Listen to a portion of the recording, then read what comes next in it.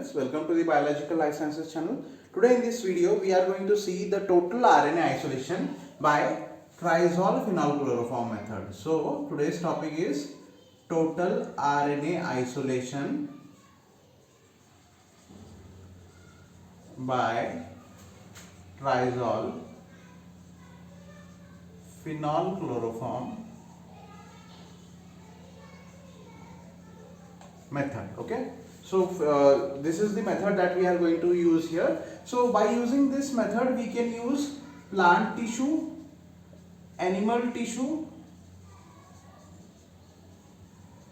or you can use bacterial cell or other microorganisms also. Okay, so other microorganisms also can be used here. Okay, so this is a very useful method due to the presence of triazole method, which selectively extracts the RNA. So triazole is made up of different components that we are going to see in details in this video further. So let's begin. First of all, in this method we are going to see what are the different chemicals that are required for the isolation of total RNA by this method, and then instruments also that are required. Okay, so first of all let me discuss the instruments that are required here. The first and foremost instrument that is required here is centrifuge. Obviously centrifuge is very important. Then you require water bath, you require autoclave to autoclave the water that is required, and the water required here is DEPC treated water, which is specialized water for the RNA isolation because it deactivates the RNase enzyme, which is very important for this practical. Okay, then you require other lab chemicals, agarose gel electrophoresis assembly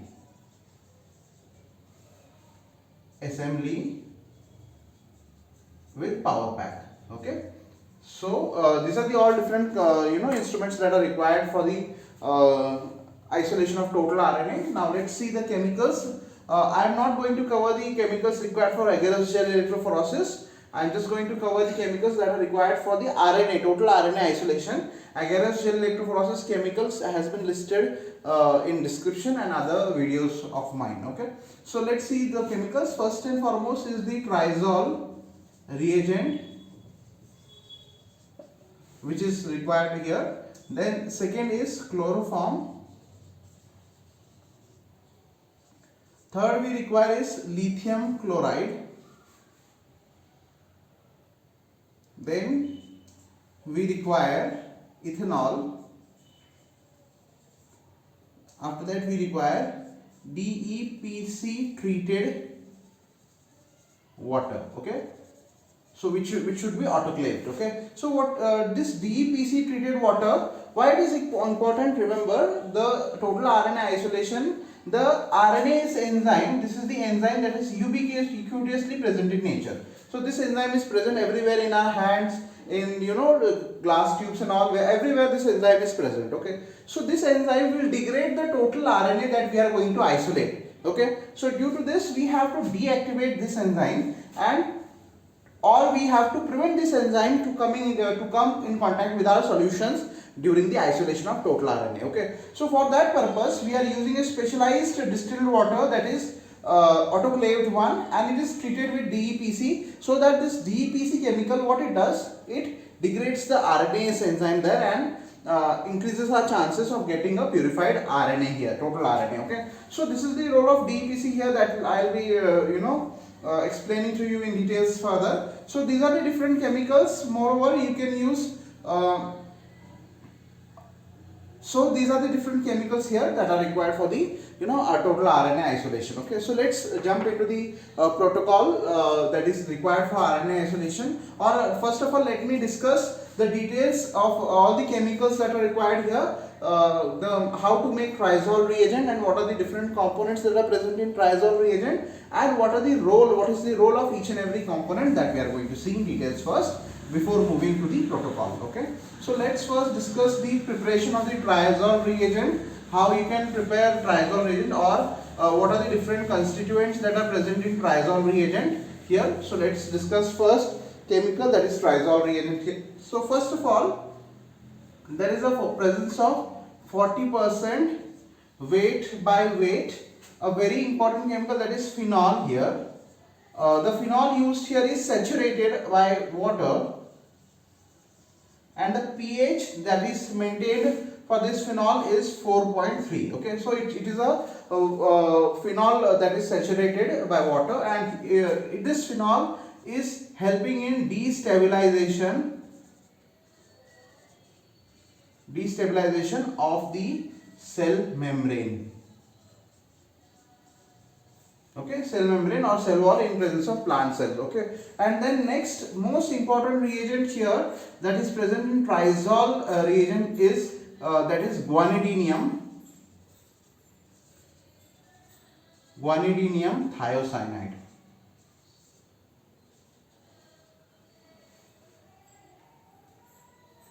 Guanidinium thiocyanide. Okay, so this reagent is very important because it selectively extracts only the RNA. Okay, it selectively extracts only the RNA, not the DNA. Okay, as in the case of CTAB method where CTAB was extracting the DNA in its native form, here this guanidinium thiocyanide, it selectively extracts the RNA. Okay, so therefore this is very important here, and it also first of all it extracts the RNA and it stabilizes the RNA also. It stabilizes the RNA also. Okay, so therefore this reagent is very important here. The pH of this reagent maintained is 5. Okay, so this is the reagent that is added here in 1 molar concentration. Then after that the chemical required is sodium acetate, that is present in triazole reagent. Sodium acetate, its pH is also 5, and it is required in renaturation and stabilization of RNA. Okay, renaturation of RNA, this sodium acetate is required so that this RNA extracted can be further purified. And then the last reagent that is present is glycerol. Okay, so glycerol is 5% weight by weight. So this glycerol gives density, it gives the density to RNA because RNA is comparatively less heavier than the DNA. So we require something that gives the density to the RNA here, total RNA that we are extracting. So glycerol does that role in this triazole reagent. Okay, so all in all the color of triazole reagent is pink. Okay, so now these were the different constituents of triazole reagent that is present here, and the role of each and every component that is present in triazole reagent. Okay, so let's see the next reagent, that is chloroform. Now chloroform you have to add in the equal amount along with the triazole reagent. Okay, so what happens here, chloroform, it helps in separation of lipids and all the fatty contents that are present in cell. So the next chemical, that is chloroform, it helps in removing lipids and fats. Okay, so this is the role of chemical chloroform that we are going to add after the triazole reagent. And after that the next chemical is lithium chloride, which we are taking in 10 molar concentration. So now remember this lithium chloride, in other protocols in the DNA isolation, as you must have seen in the channel, the precipitation solution used is either isopropanol, chilled isopropanol, or it can be chilled ethanol. Here the precipitation solution that we are using is lithium chloride. Okay, so why this different chemical is used here? Remember, lithium chloride, it selectively precipitates the RNA only. Okay, it selectively precipitates the RNA only, therefore we are using the lithium chloride here. Okay, now the next chemical that we are using here is ethanol, that can be 70% here, and both the chemicals, this lithium chloride and ethanol, should be chilled one. So this ethanol, it is used for rinse and washing of RNA that is isolated. Okay, so to increase the concentration of RNA, we have to wash that isolated RNA, and the washing is done with the ethanol that is used here. Okay, and the next chemical, that is DEPC treated water. So this DEPC treated water, I already told you that this DEPC treated water is required for rinsing every reagent, tubes, micropipettes used in this isolation procedure. Even you have to rinse your hands, which you have on which you have wore the gloves, because there are chances of RNA enzyme present on your hand is also there. So you have to wash your hands with DEPC treated water in order to remove the RNase enzyme that can be present there. Okay, so removing the RNase enzyme helps in getting the total RNA that is intact in nature. So, okay, so this was all the chemicals that are required in this method and the role of each and every chemical. Now we are going to see the protocol for the RNA isolation by this method. Okay, so let's go for the protocol. So you can, as I told you earlier on also, you can use any tissue or sample that from which you are going to isolate the RNA. You can go for plant tissue or animal tissue or bacterial microorganisms also. You can go for in this method. Suppose I will be talking about a 2 ml Eppendorf tube. You can isolate the RNA in different tubes, but I will be talking about, or I will be showing you the protocol taking 2 ml tube into the consideration, that is 2 ml Eppendorf tube. Okay, so if you are taking the plant sample, it should be around 50 to 100 mg per tube. Animal tissue same, then bacteria, you can pellet out the bacteria, and then microorganisms, similar thing you can use here. Okay, so let's begin with the protocol. I will discuss the protocol in a flow chart manner. So first of all, you have to take the tissue into the Eppendorf tube. So 50 to 100 mg of tissue per tube you have to take. Okay, so 50 to 100 mg of tissue. Okay, so generally if you are using plant and if you want the RNA proper concentration, then you can go for sprouting seeds which are rich in RNA because they are very metabolically active, or you can go for plants like spinach and all where you get a healthy amount of RNA. Okay, so first of all you have to take 50 to 100 gram of tissue in centrifuge tube, and then you have to go for homogenization. Okay, so then next process will be homogenization of this tissue. You have to thoroughly mix this tissue and grind it very fine pasty solution, and then you have to add 1 ml of triazole reagent. Okay, so after adding of 1 ml of triazole reagent, you have to vortex. Okay, vortex this, so that vortex and mix this whole reagent along with the whole tissue. So what is going to happen here? The phenol is going to denature and degenerate the cell membrane, and the triazole in the triazole reagent, the guanidinium thiocyanate that is present will be going for the extraction of the RNA here. Okay, so now after this you are going to add the equal amount of chloroform. Okay, so you can use the proportion according to the tube available also. I am telling you the proportion according to the 2 ml Eppendorf tube. Okay, so what you can do, you can take the tissue in the Eppendorf tube, homogenize it properly, means you have to ensure the tissue is finely ground. You can either go for liquid nitrogen crushing of the tissue so that you can get a proper homogenate, and then you have to add 1 ml triazole reagent, vortex and mix, and add equal amount of chloroform. So I am taking 1 ml triazole reagent, so the amount of chloroform that will be 1 ml only. Okay, so after that you have to incubate the tube. You can incubate for 20 minutes at 37 degrees centigrade, so that the denaturation of the cell membrane will be more proper here, and all the components will be extracted quite healthily here. And after that you have to go for centrifugation. Okay, so you should go for cooling centrifuge here, because the temperature of 4 degrees Celsius has to be maintained. Okay, So centrifugation should be done at 10,000 rpm for 15 minutes. What is going to happen in this? After this, the next step will be phase separation. So this step involved was in, the cell lysis, and the next step here will be the phase separation. So in the phase separation, I already told you in my previous videos also, there are three different layers that is formed. Okay, so now in that three different layer, the upper layer in that tube, I'll draw the tube here. Suppose this is the tube. There will be three different layers. Okay, so this is the suppose upper layer, and the proteinic debris that will be accumulated at the center. Okay, this is the proteinic debris. Okay, and other cellular component, and below here there will be the chloroform that is present.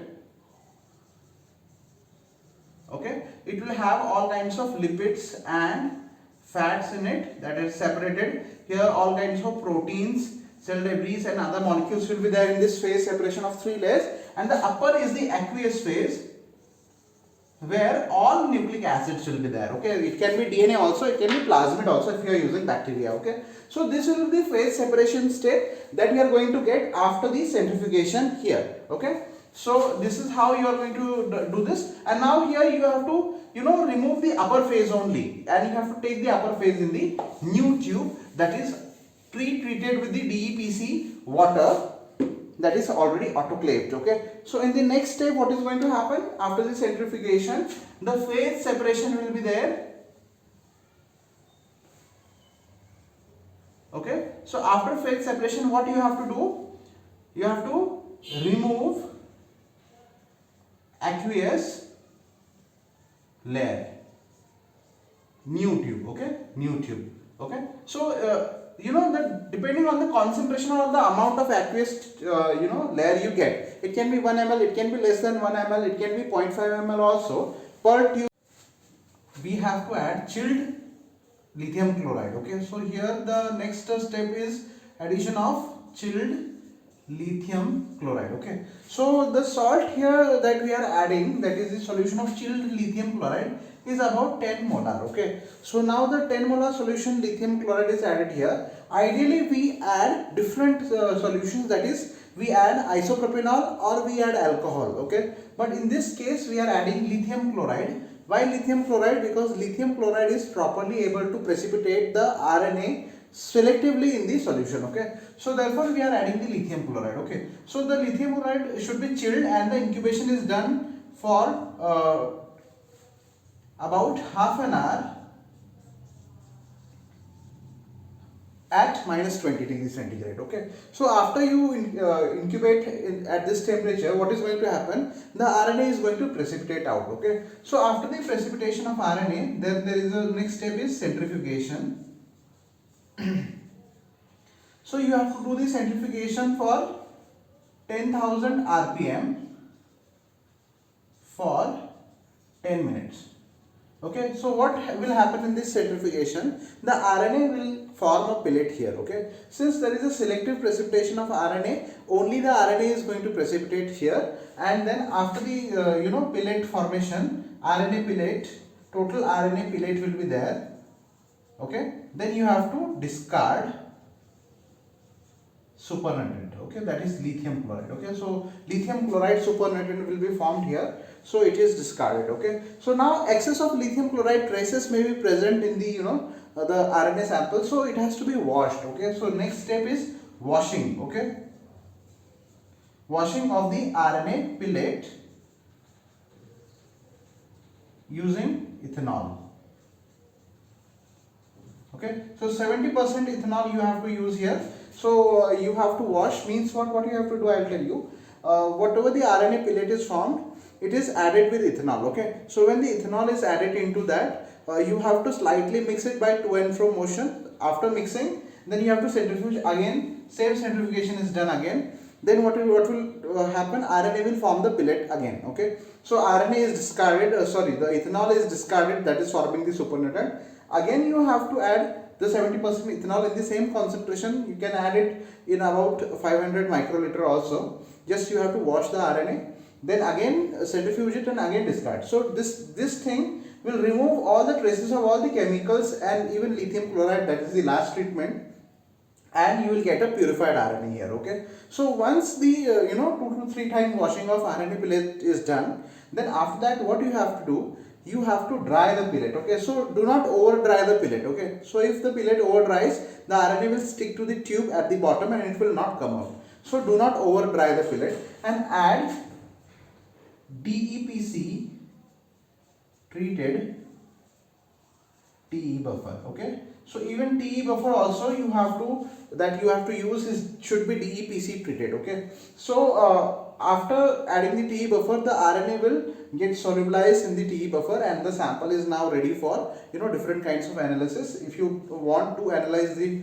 RNA that is formed here, you can go for agarose gel electrophoresis. So on the high quality agarose gel, you can get the separate bands for tRNA and rRNA also. In rRNA, larger subunit separate band and smaller subunit separate band. Okay, but mRNA band is very difficult to see because it depends on the expression of the gene in the cell. So if the gene is expressing at a high rate, then the mRNA concentration can be seen on the agarose gel.